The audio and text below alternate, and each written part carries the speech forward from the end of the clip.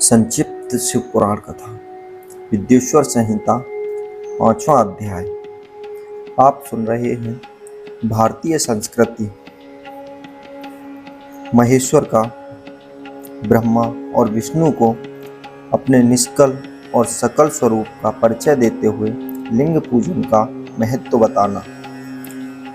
नंदकेश्वर जी कहते हैं, तदंतर वे दोनों ब्रह्मा और विष्णु भगवान शंकर को प्रणाम करके दोनों हाथ जोड़कर उनके दाएं बाएं भाग में चुपचाप खड़े हो गए।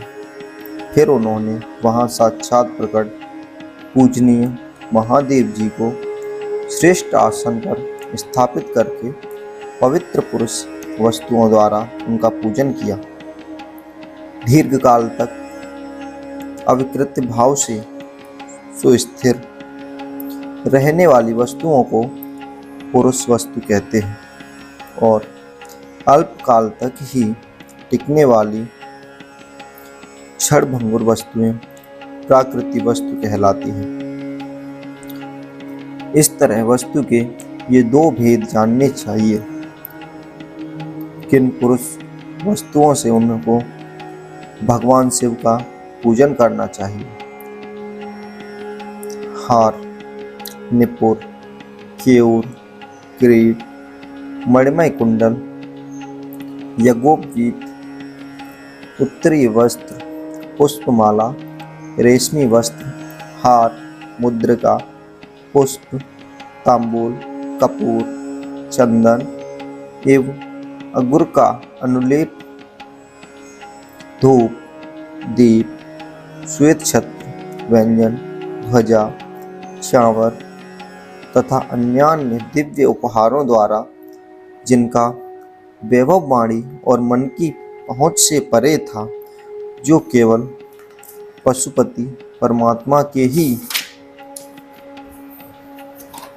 योग्य थे और जिन्हें पशु बुद्धिजीव कदापि नहीं पा सकते थे, उन दोनों ने अपने स्वामी महेश्वर का पूजन किया। सबसे पहले वहाँ ब्रह्मा और विष्णु ने भगवान शंकर की पूजा की। इससे प्रसन्न हो भक्तिपूर्वक भगवान शिव ने वहाँ नम्र भाव से खड़े हुए उन दोनों देवताओं से मुस्कुराकर कहा। शिव जी बोले, पुत्रों, आज का दिन एक महान दिन है। इसमें तुम्हारे द्वारा जो आज मेरी पूजा हुई है, इससे तुम लोगों पर बहुत प्रसन्न हूँ। इसी कारण यह दिन परम पवित्र और महान से महान होगा। आज की यह तिथि शिवरात्रि के नाम से विख्यात होकर मेरे लिए परम प्रिय होगी। इसके समय में जो मेरे लिंग निष्कल अंग आकृति से रहित निराकार स्वरूप प्रतीक वीर सकल साकार रूप के प्रतीक विग्रह की पूजा करेगा, वह पुरुष जगत की सृष्टि और पालन आदि कार्य भी कर सकता है।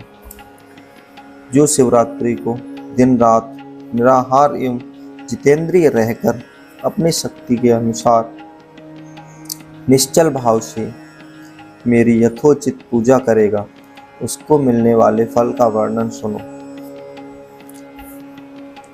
1 वर्ष तक निरंतर मेरी पूजा करने पर जो फल मिलता है, वह सारा फल केवल शिवरात्रि को मेरा पूजन करने से मनुष्य तत्काल प्राप्त कर लेता है। जैसे पूर्ण चंद्रमा का उदय समुद्र की वृद्धि का अवसर है, उसी प्रकार यह शिवरात्रि तिथि मेरे धर्म की वृद्धि का समय है। इस तिथि में मेरी स्थापना आदि का मंगलमय उत्सव होना चाहिए। पहले मैं जब ज्योतिमय स्तंभ रूप से प्रकट हुआ था, वह समय मार्गशीर्ष मास में आर्द्रा नक्षत्र युक्त पूर्णमासी या प्रतिपदा है। जो पुरुष मार्गशीर मास में आर्द्र नक्षत्र होने पर पार्वती सहित मेरा दर्शन करता है अथवा मेरी मूर्ति या लिंग की झांकी करता है, वह मेरे लिए कार्तिकेय से भी अधिक प्रिय है। उस शुभ दिन को मेरे दर्शन मात्र से पूरा फल प्राप्त होता है। यदि दर्शन के साथ साथ मेरा पूजन भी किया जाए तो इतना अधिक फल प्राप्त होता है कि उसका वाणी द्वारा वर्णन नहीं हो सकता। वहाँ पर मैं लिंग रूप से प्रकट होकर बहुत बड़ा हो गया था। अतः उस शिवलिंग के कारण यह भूतल लिंग स्थान के नाम से प्रसिद्ध हुआ। जगत के लोग इसका दर्शन और पूजा कर सकें, इसलिए यह अनादि और अनंत ज्योति स्तंभ अथवा ज्योतिर्मय लिंग अत्यंत छोटा हो जाएगा। यह लिंग सब प्रकार के भोग सुलभ कराने वाला तथा भोग और मोक्ष का एकमात्र साधन है। इसका दर्शन, स्पर्श और ध्यान किया जाए तो यह प्राणियों का जन्म और मृत्यु के कष्ट से छुड़वाने वाला है। अग्नि के पहाड़ जैसा जो यह शिवलिंग यहाँ प्रकट हुआ है, इसके कारण यह स्थान अरुणाचल नाम से प्रसिद्ध होगा। यह अनेक प्रकार के बड़े बड़े तीर्थ प्रकट होंगे। इस नाम में स्थान में निवास करने या मरने से जीवों को मोक्ष तक हो जाएगा। मेरे दो रूप हैं, सफल और निष्फल। दूसरे किसी के ऐसे रूप नहीं हैं। पहले मैं स्तंभ रूप से प्रकट हुआ, फिर अपने साक्षात रूप से। ब्रह्म भाव मेरा निष्कल रूप है और महेश्वर भाव सकल रूप है। ये दोनों मेरे ही सिद्ध रूप हैं। मैं ही पर ब्रह्म परमात्मा हूँ। कलायुक्त और अकल मेरे ही स्वरूप हैं। ब्रह्म रूप होने के कारण मैं ईश्वर भी हूँ। जीवों पर अनुग्रह आदि करना मेरा कार्य है। ब्रह्मा और केशव मैं सबके रहित और जगत की वृद्धि करने वाला होने के कारण ब्रह्मा कहलाता हूँ। सर्वत्र समरूप से स्थित और व्यापक होने से मैं ही सबका आत्मा हूँ। सर्ग से लेकर अनुग्रह तक आत्मा या ईश्वर से भिन्न जो जगत संबंधी 5 कृत्य हैं, वे सदा मेरे ही हैं। मैं अतिरिक्त दूसरे किसी के नहीं हैं, क्योंकि मैं ही सबका ईश्वर हूँ। पहले मेरी ब्रह्मा रूपी बात का बोध कराने के लिए निष्कल लिंग प्रकट हुआ था। फिर अज्ञात ईश्वर तत्व का साक्षात्कार कराने के निमित्त में साक्षात जगदीश्वर ही सकल रूप में तत्काल प्रकट हो गया। अतः मुझ में जो ईश्वरत्व है उसे ही मेरा सकल रूप जानना चाहिए, तथा जो यह मेरा निष्कल स्तंभ है वह मेरे ब्रह्म स्वरूप का बोध कराने वाला है। यह मेरा ही लिंग चिन्ह है। तुम दोनों प्रतिदिन यहाँ रहकर इसका पूजन करो। यह मेरा ही स्वरूप है और मेरे समाप्तिय प्राप्त कराने वाला है। लिंग और लिंगी में नित्य भेद होने के कारण मेरे इस लिंग का महान पुरुषों को भी पूजन करना चाहिए। मेरे एक लिंग की स्थापना करने का यह फल बताया गया है कि उपासक को मेरी समानता की प्राप्ति हो जाती है। यदि एक के बाद दूसरे शिवलिंग की भी स्थापना कर दी गई, तब तो उपासक को फल रूप से मेरे साथ एकत्र सायुज्य मोक्ष रूप फल प्राप्त होता है। प्रधानतया शिवलिंग की यह स्थापना करनी चाहिए। मूर्ति की स्थापना उसकी अपेक्षा गौड़ कर्म है। शिवलिंग के अभाव में सब ओर से सवेरे मूर्ति युक्त होने पर भी वह स्थान क्षेत्र नहीं कहलाता है। अध्याय 6। 5 कृत्यों का प्रतिपादन। प्रणय एवं पंचाक्षर मंत्र की महानता। ब्रह्मा विष्णु द्वारा भगवान शिव की स्तुति तथा उनका अर्थ ध्यान। ब्रह्मा और विष्णु ने पूछा, प्रभु, सृष्टि आदि 5 कृत्यों के लक्षण क्या हैं? यह हम दोनों को बताइए। भगवान शिव बोले, मेरे कर्तव्यों को समझना अत्यंत गहन है, तथापि मैं कृपा पूर्वक तुम्हें उनके विषय में बता रहा हूँ। ब्रह्मा और अच्युत सृष्टि पालन संहार तिरोभाव और अनुग्रह, ये 5 ही मेरे जगत संबंधी कार्य हैं जो नित्य सिद्ध हैं। संसार की रचना का जो आरंभ है उसी को सर्ग या सृष्टि कहते हैं। मुझसे पालित होकर सृष्टि का सुस्थ रूप से रहना ही उसकी स्थिति है, उसका विनाश ही संसार है। प्राणों के उत्क्रमण को तिरोभाव कहते हैं। इन सब से छुटकारा मिल जाना ही मेरा अनुग्रह है। इस प्रकार मेरे 5 कृत्य हैं। सृष्टि आदि जो 4 कृत्य हैं वे संसार का विस्तार करने वाले हैं। 5वां कृत्य अनुग्रह मोक्ष का हेतु है। वह सदा मुझ में ही अचल भाव से स्थिर रहता है। मेरे भक्तजन इन 5 कृत्यों को 5 भूतों में देखते हैं।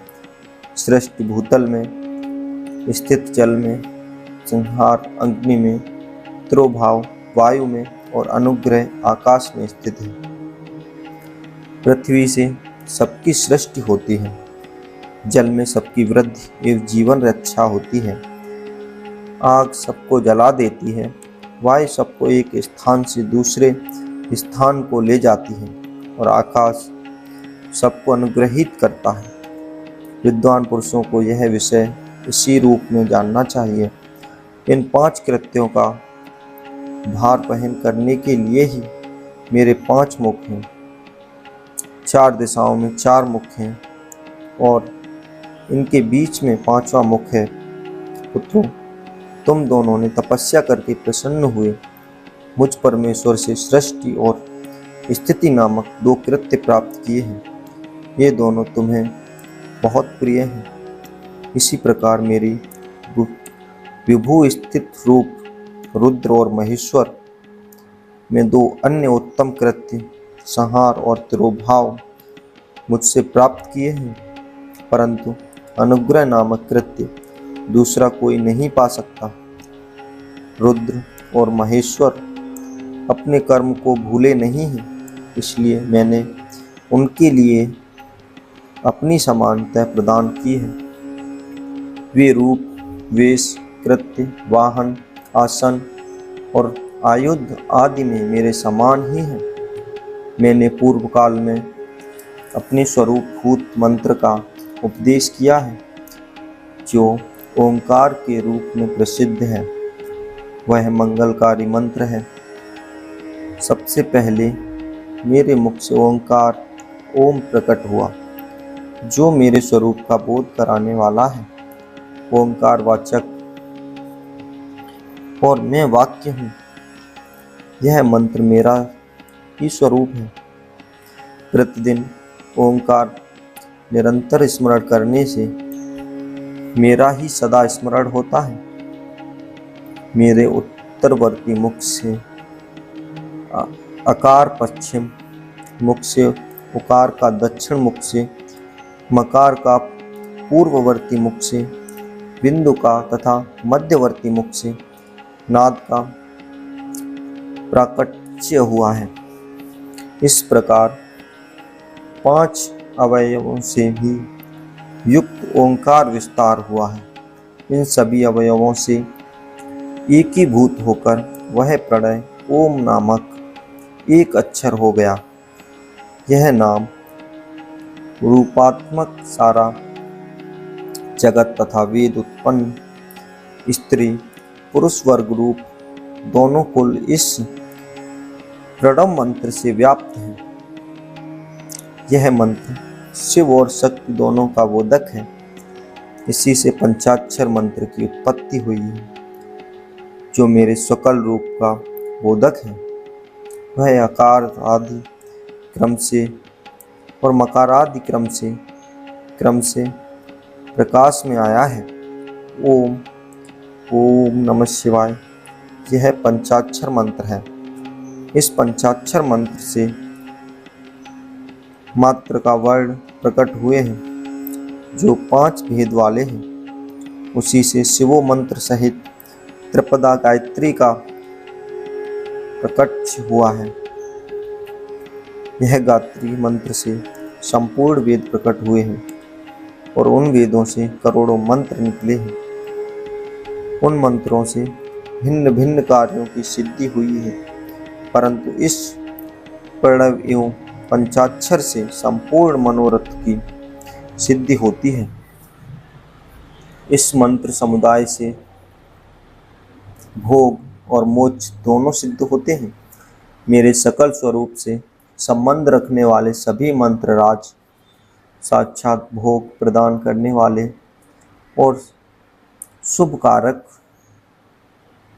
मोक्षप्रद हैं। नंदिकेश्वर कहते हैं, तदंतर जगदम्बा पार्वती के साथ बैठे हुए गुरुवर महादेव जी ने उत्तराभिमुख बैठे हुए ब्रह्मा और विष्णु को पर्दा करने वाले वस्त्र से आच्छादित करके उनके मस्तक पर अपना कर कमल रखकर धीरे धीरे उच्चारण करके उन्हें उत्तम मंत्र का उपदेश किया। मंत्र तंत्र में बताई हुई विधि के पालन पूर्वक 3 बार मंत्र का उच्चारण करके भगवान शिव ने उन दोनों शिष्यों की मंत्र की दीक्षा दी। फिर उन शिष्यों ने गुरुदक्षिणा के रूप में अपने आप को ही समर्पित कर दिया और दोनों हाथ जोड़कर उनके समीप खड़े हो जाने को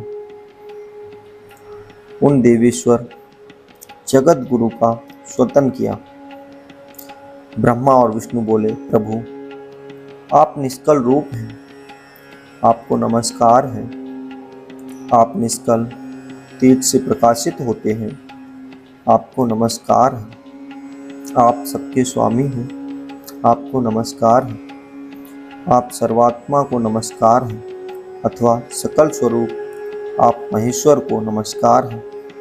आप प्रणव के आप वाचार्य हैं, आपको नमस्कार है। आप प्रणवलिंग वाले हैं, आपको नमस्कार है।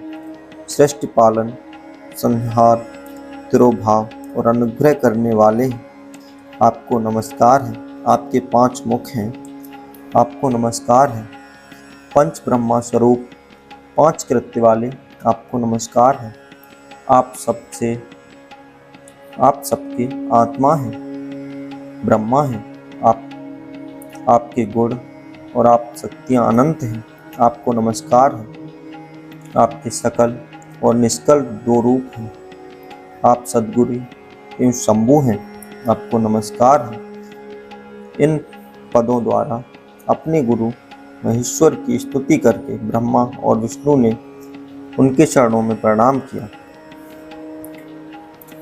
महेश्वर बोले, आर्धा नक्षत्र से युक्त चतुर्दशी को प्रणव का जप किया जाए तो वह अच्छे फल देने वाले होते हैं। सूर्य की संक्रांति से युक्त महा आर्ध नक्षत्र में एक बार किया हुआ प्रणव जप कोटि गुने जप का फल देता है। मृगशिरा नक्षत्र अंतिम भाग तथा पुनर्वर्ष का आदि भाग पूजा, होम और तर्पण आदि लिए सदा आर्धा के समान ही होता है, यह जानना चाहिए। मेरा या मेरे लिंग का दर्शन प्रभात काल में ही प्रातः और संभव मध्याह्न के पूर्व काल में करना चाहिए। मेरे दर्शन पूजन के लिए चतुर्दशी तिथि निस्थिव व्यापिनी अथवा प्रदोष वाहिनी लेनी चाहिए, क्योंकि परिवर्तनीय तिथि के संयुक्त चतुर्दशी के ही प्रशंसा की जाती है।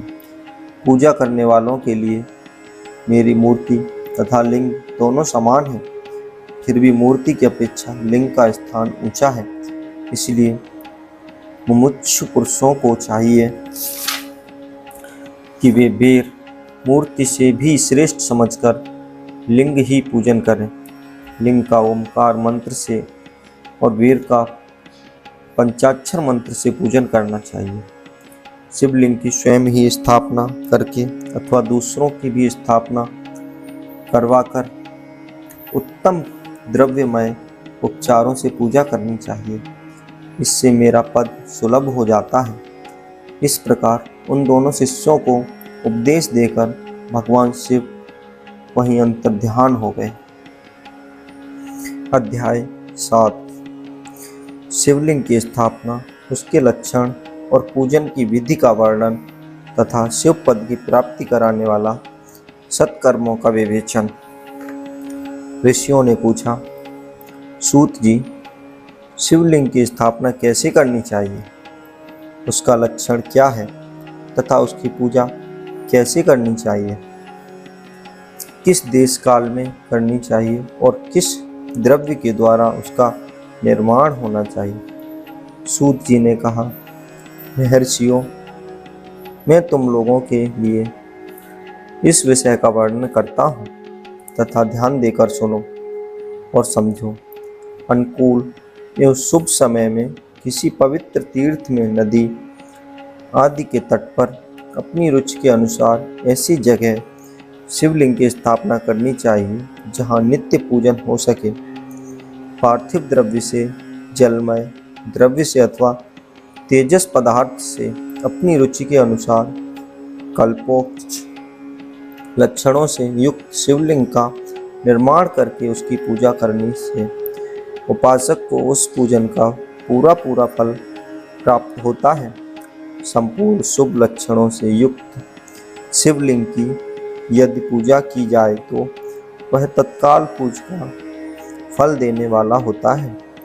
यदि चल प्रतिष्ठा करनी हो तो इसके लिए छोटा सा शिवलिंग अथवा विग्रह श्रेष्ठ माना जाता है, और यदि अचल प्रतिष्ठा की हो तो स्थूल शिवलिंग अथवा विग्रह अच्छा माना गया है।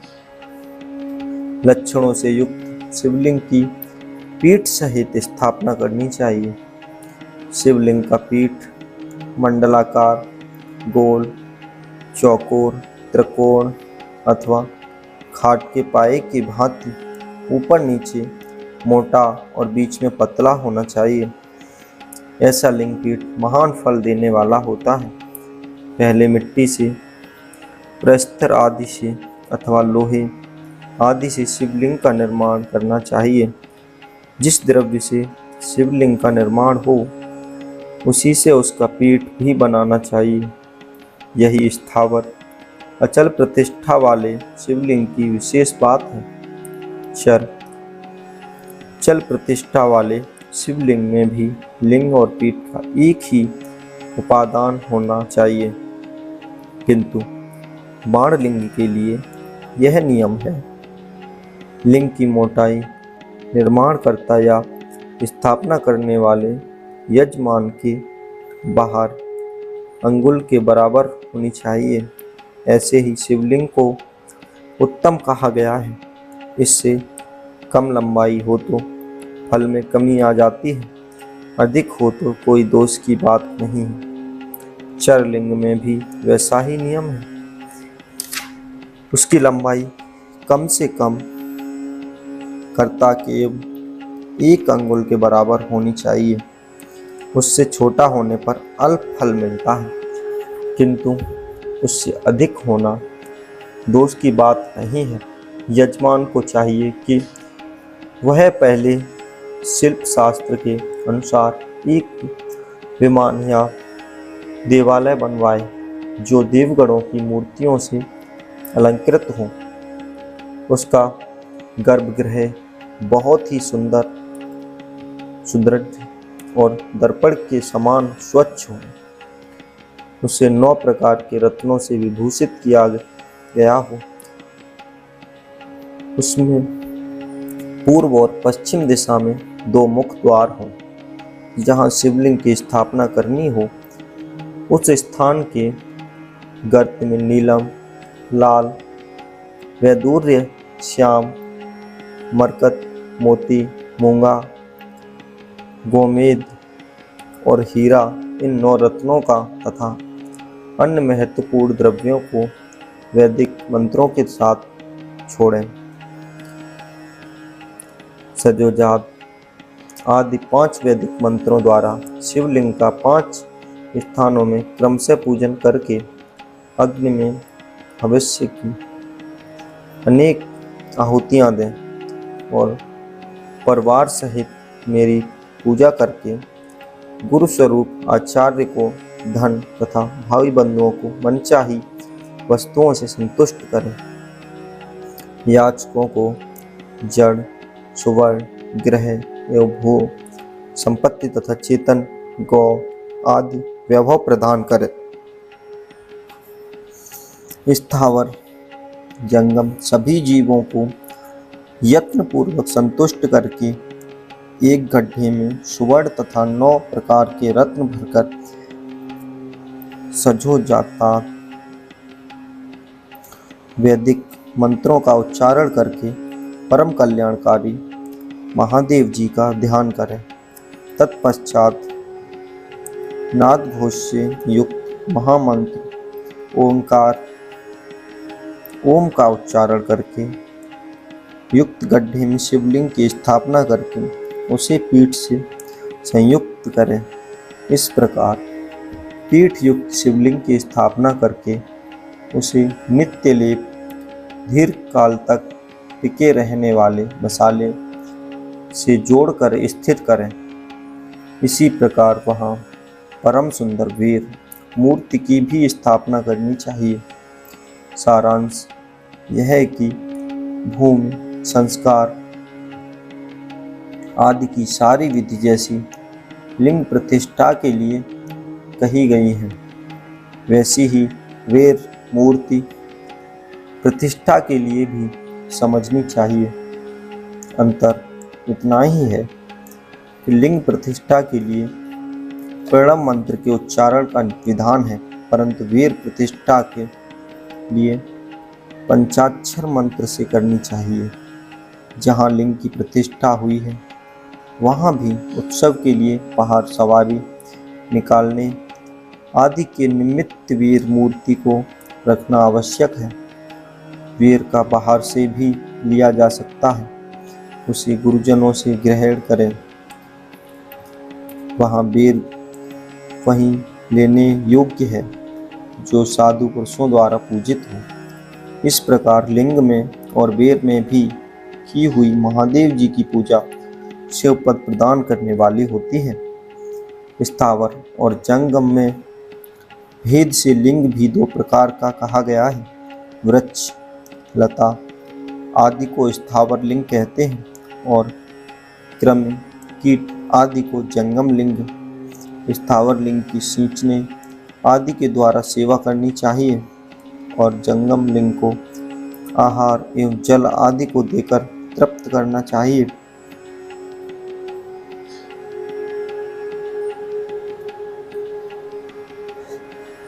उन स्थावर जंगम जीवों को सुख पहुंचाने में अनुरक्त होना भगवान शिव का पूजन है, ऐसा विद्वान पुरुष मानते हैं।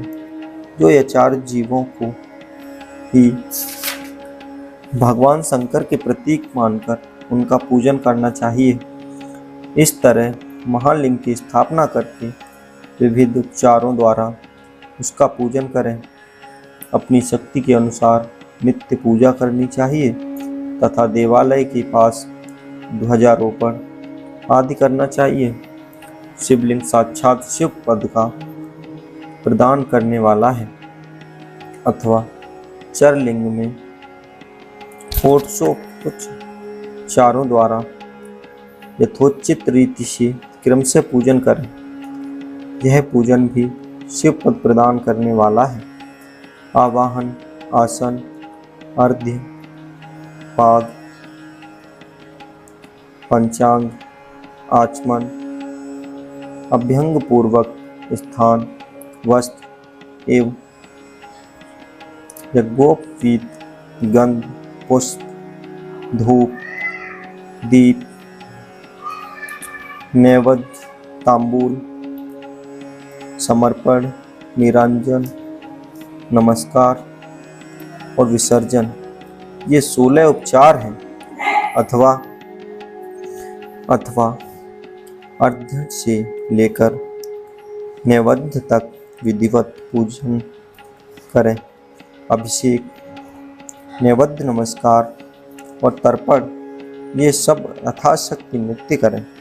इस तरह किया हुआ शिव का पूजन शिव पद की प्राप्ति कराने वाला होता है अथवा किसी मनुष्य के द्वारा स्थापित शिवलिंग में, ऋषियों द्वारा स्थापित शिवलिंग में, देवताओं द्वारा स्थापित शिवलिंग में अपने आप प्रकट हुए स्वयं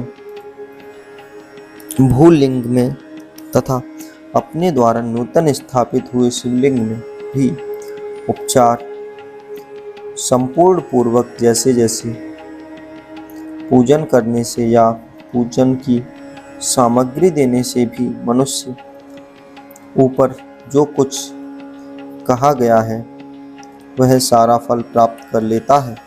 क्रम से परिक्रमा और नमस्कार करने से शिवलिंग की शिव पद की प्राप्ति करने वाला होता है। यदि नियम पूर्वक शिवलिंग का दर्शन मात्र कर लिया जाए तो वह भी कल्याणप्रद होता है।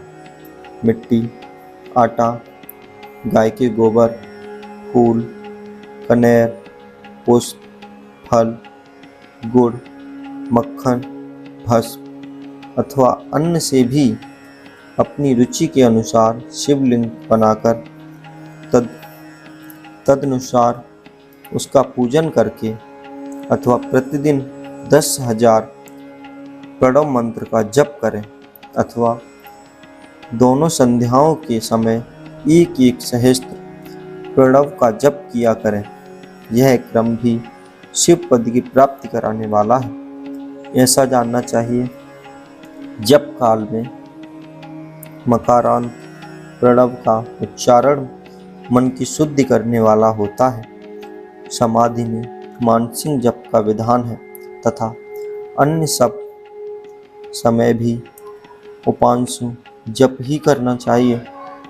नाद और बिंदु से युक्त ओंकार के उच्चारण को विद्वान पुरुष समान प्रणव कहते हैं।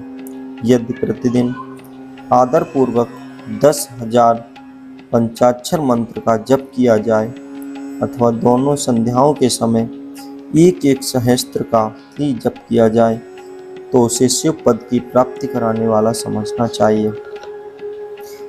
ब्राह्मणों के लिए आदि में प्रणव से युक्त पंचाक्षर मंत्र अच्छा बताया गया है। कलश से किया हुआ स्नान, मंत्र की दीक्षा, मातृकाओं का न्यास, सत्य से पवित्र अतः करण वाला ब्राह्मण तथा ज्ञानी गुरु, इन सबको उत्तम माना गया है।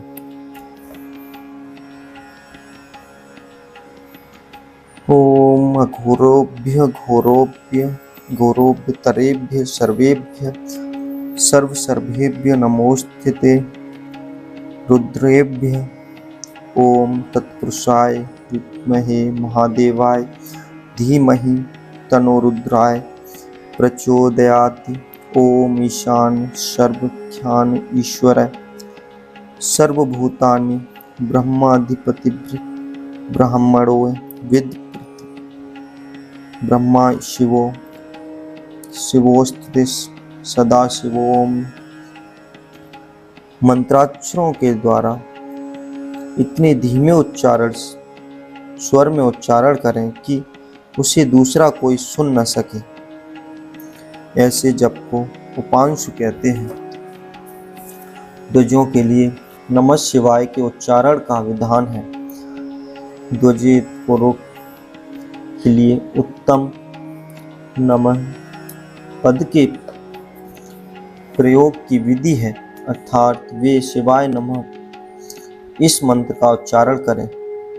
स्त्री के लिए भी कहीं कहीं विधि पूर्वक नमोस्तुते उच्चारण का ही विधान है, अर्थात वे भी शिवाय नमः का ही जप करें। कोई कोई ऋषि ब्राह्मण की स्त्रियों के लिए नमः पूर्वक शिवाय के जप की अनुमति देते हैं, अर्थात वे नमः शिवाय का जप करें। पंचाक्षर मंत्र का 5 करोड़ जप करके मनुष्य भगवान सदाशिव के समान हो जाता है। 1, 2, 3 अथवा 4 करोड़ का जप करने से क्रमशः ब्रह्मा, विष्णु, रुद्र तथा महेश्वर पद का प्राप्त होता है। अथवा शिव मंत्र जितने अक्षर हैं उनका पृथक पृथक 1-1 लाख जप करें, अथवा समस्त अक्षरों का एक साथ ही जितने अक्षर में हों उतने लाख जप करें। इस तरह से जप को शिव पद की प्राप्ति कराने वाला समझना चाहिए।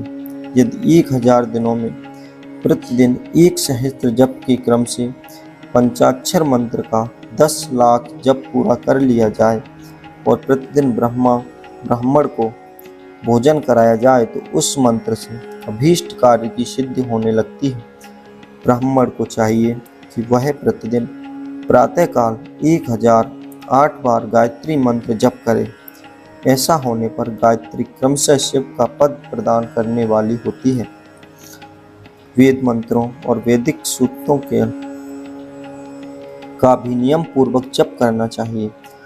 वेदों का पारायण भी शिव पद की प्राप्ति कराने वाला है, ऐसा जानना चाहिए। अन्यान्य जो बहुत से मंत्र हैं उनका भी जितने अक्षर हों उतने लाख जप करें। इस प्रकार जो यथाशक्ति जप करता है वह क्रमशः शिव पद मोक्ष प्राप्त कर लेता है। अपनी रुचि के अनुसार किसी एक मंत्र को अपनाकर मृत्यु पर्यंत प्रतिदिन उसका जप करना चाहिए, अथवा ओम इस मंत्र का प्रतिदिन 1 सहस्त्र जप करना चाहिए। ऐसा करने पर भगवान शिव की आज्ञा से संपूर्ण मनोरथों की सिद्धि होती है। जो मनुष्य भगवान शिव के लिए फुलवाड़ी या बगीचे आदि लगाता है तथा शिव के सेवा कार्य के लिए मंदिर में झाड़ने बुहारने आदि व्यवस्था करता है, वह इस पुण्य कर्मों को करके शिव पद प्राप्त कर लेता है। भगवान शिव के जो काशी आदि क्षेत्र हैं उनमें भक्ति पूर्वक नित्य निवास करे, वह जड़ चेतन सभी को भोग और मोक्ष देने वाला होता है। अतः विद्वान पुरुष को भगवान शिव के क्षेत्र में आमरण निवास करना चाहिए। पुण्य क्षेत्र में स्थित बावड़ी, कुआं और पोखरें आदि शिव गंगा समझना चाहिए। भगवान शिव का ऐसा ही वचन है, वहाँ स्नान, दान और जप करके मनुष्य भगवान शिव को प्राप्त कर लेता है। अतः मृत्यु पर्यंत शिव के क्षेत्र का आश्रय लेकर रहना चाहिए। जो शिव के क्षेत्र में अपने किसी मृत संबंधी का दाह दशा, मासिक श्राद्ध, सपड़ीकरण अथवा वार्षिक श्राद्ध करता है, अथवा कभी भी शिव के क्षेत्र में अपने पितरों को पिंड देता है, वह तत्काल सब पापों से मुक्त हो जाता है और अंत में शिव पद पाता है। अथवा शिव के क्षेत्र में 7, 5, 3 या एक ही रात निवास कर ले ऐसा करने से भी क्रम से शिव पद की प्राप्ति होती है। लोक में अपने अपने वर्ण के अनुरूप सदाचार का पालन करने से भी मनुष्य शिव पद को प्राप्त कर लेता है। वर्णानुकूल आचरण से तथा भक्ति भाव से वह अपने सत्कर्म का अक्षय फल पाता है। कामना पूर्वक किए हुए अपने कर्म के अभीष्ट फल को शीघ्र ही पा लेता है। निष्काम भाव से किया हुआ सारा कर्म साक्षात शिव पद की प्राप्ति करने वाला होता है। दिन के 3 विभाग होते हैं, प्रातः, मध्याह्न और सायं। इन तीनों में से क्रम से एक एक प्रकार के कर्म का संपादन किया जाता है। प्रातः काल को शास्त्र विहित नित्य कर्म करके अनुष्ठान का समय जानना चाहिए। मध्याह्न काल संकाम कर्म के लिए उपयोगी है तथा सायंकाल शांति कर्म के उपयुक्त है, ऐसा जानना चाहिए। इसी प्रकार रात्रि में भी साय का विभाजन किया गया है।